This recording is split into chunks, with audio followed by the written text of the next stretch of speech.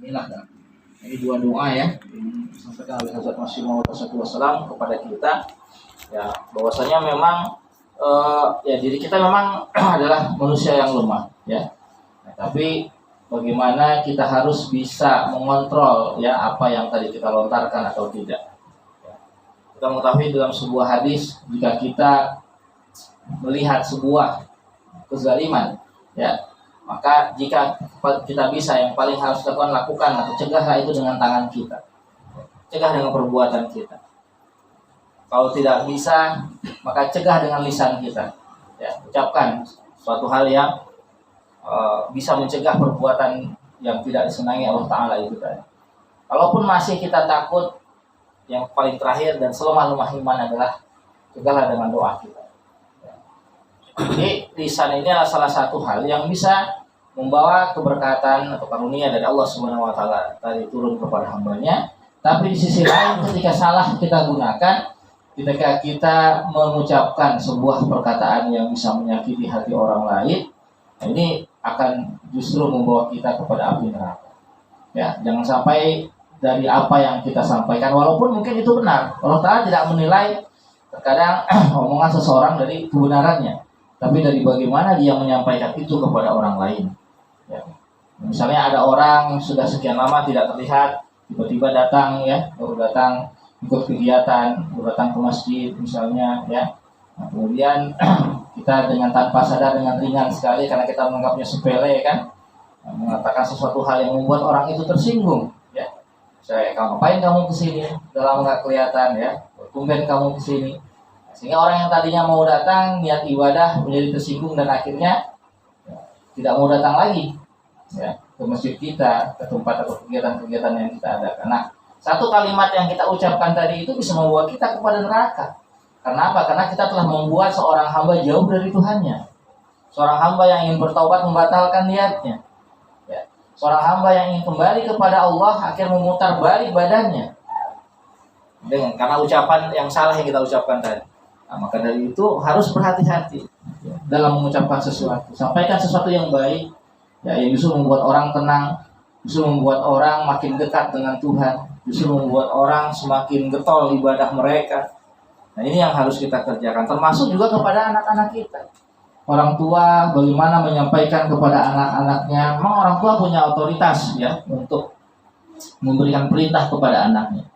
Nah, tapi jangan sampai perintah yang dilakukan oleh orang tua itu tadi justru membuat anak semakin jauh dari Tuhan. Ya, jangan justru membuat anak kita itu semakin malas untuk beribadah kepada Allah Ta'ala. Ya, tapi lakukan dengan cara-cara yang bijak, bil hikmah, gitu ya.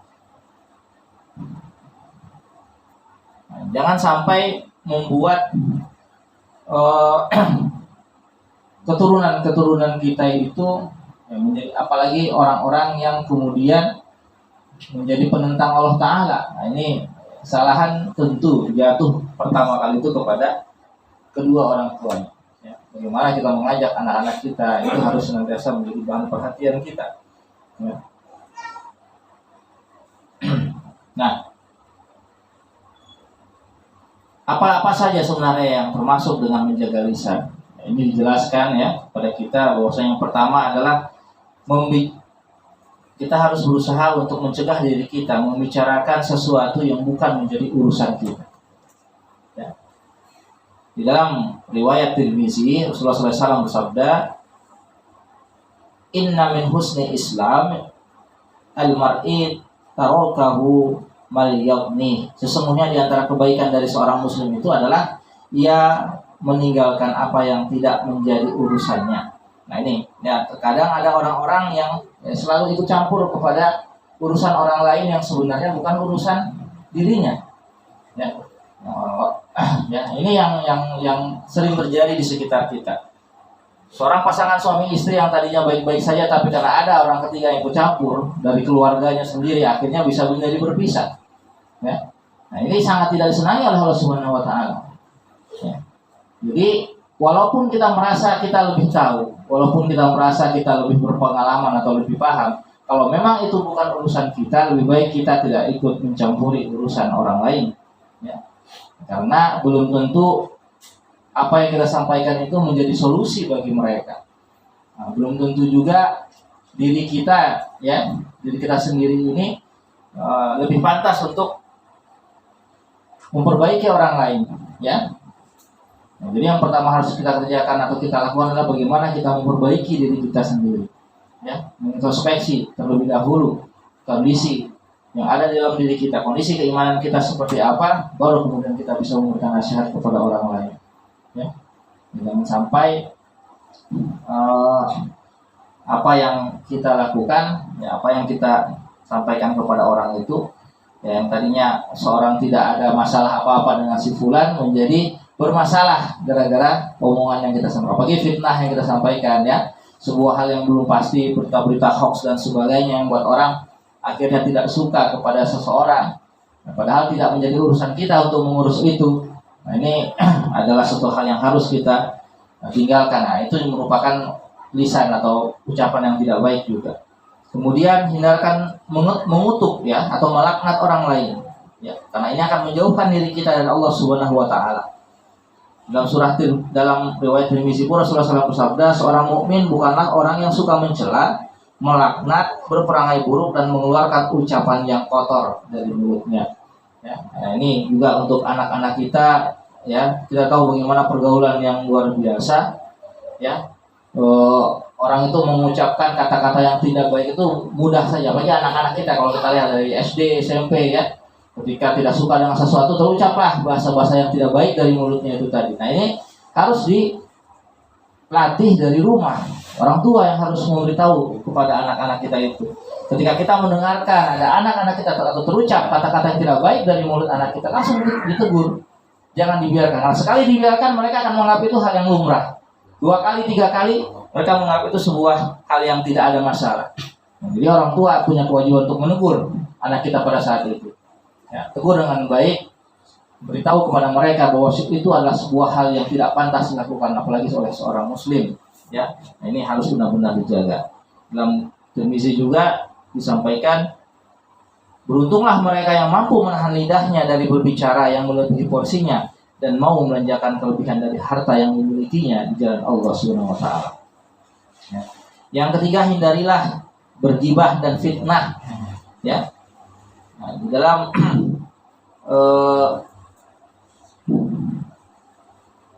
sebuah sabda Rasulullah SAW disampaikan, inna a'zoban nasi khotoya yaumal qiyamah aktsaruhum khawdan fil batil. Manusia yang paling besar dosanya di hari kiamat adalah orang yang paling banyak berbicara hal-hal yang batil. Jadi gibah dan fitnah itu termasuk pada hal yang batil, yang aniaya. Gibah itu kita membicarakan keburukan orang lain, walaupun itu benar, ya. Walaupun keburukan itu benar, kita membicarakannya kepada orang yang lain yang sebenarnya tidak ada kepentingannya, tidak ada maksud-maksud yang baik di sana. Ini merupakan gibah. Ya, dan itu dimisalkan seperti kita memakan bangkai dari saudara kita sendiri.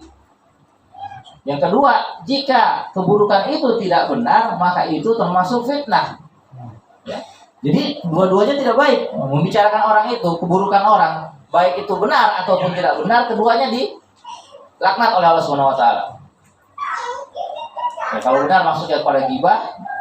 Yang kedua, kalaupun tidak benar, ya maksudnya kepada fitnah. Dan keduanya adalah dosa besar. Ya. Tidak ada yang baik di antara keduanya itu. Jadi lebih baik kita tidak membicarakan, ya, keburukan orang lain, apalagi niatnya hanya untuk entertain diri kita sendiri saja, ya, mencari kepuasan diri dengan membicarakan orang kita menjadi puas. Nah, itu harus benar-benar dihindari oleh kita semua. Nah, yang keempat adalah ucapan adu domba atau namimah, ya. La yadkhulul jannata namun, diriwayatkan, ya, oleh Rasulullah SAW, tidak akan masuk surga orang-orang yang melakukan namimah atau adu domba. Allah Ta'ala juga tidak senang sekali dengan orang yang mengadu domba, ya, mengadukan si fulan ke yang satu, kemudian yang sebulan diadukan lagi ke yang lain, yang ini bertengkar satu sama lain, ya. Kadang-kadang di dalam saudara, dalam keluarga suka ada yang seperti itu, kan, gitu. Akhirnya terjadi perselisihan antara adik dengan kakak, orang tua dengan anak, mertua dan menantu dan sebagainya. Ya. Nah, ini sangat-sangat tidak disenangi oleh Allah Subhanahu wa taala. Jadi benar-benar hindarilah niat-niat kita untuk mengadu domba antara satu dengan yang lain. Ya, apalagi terjadi hal-hal yang tidak diinginkan, auzubillah min zalik gitu ya. Jangan sampai ucapan kita mematik adu domba ini tadi. Yang kelima, hindarilah berdebat dan bercanda berlebihan. Ya, dalam kitab Tirmizi pun Rasulullah SAW bersabda, janganlah kamu mendebat saudaramu, janganlah kamu bercanda dengannya dengan yang berlebihan atau dengan canda yang dapat menyinggungnya, dan janganlah kamu menjanjikannya satu janji kalau kamu mengingkarinya. Ini bagaimana cara mengikat kita dengan saudara? Pertama, jangan berdebat akan satu hal yang tidak ada habisnya. Nah, itu hanya menjadikan perselisihan saja antara saudara satu sama lain. Ya, belajarlah untuk memaafkan ya satu dengan yang lain. Jangan memaksakan kehendak kita masing-masing. Ya, yang kedua, janganlah bercanda dengan yang berlebihan atau yang menyinggung perasaan saudara-saudara kita. Ya. Yang ketiga tadi adalah janganlah kita menjanjikan satu hal kalau kita nggak bisa tepati. Ya, pada saudara kita. Kalau memang tidak bisa, sampaikan tidak bisa dengan cara yang baik. Ya, jangan berjanji tapi kemudian kita dengan sengaja mengingkari janji kita itu kepada saudara kita. Ya. Nah, yang kedelapan lah berbohong di dalam ucapan ya kita. Jelas ini bohong itu merupakan sebuah dosa yang besar.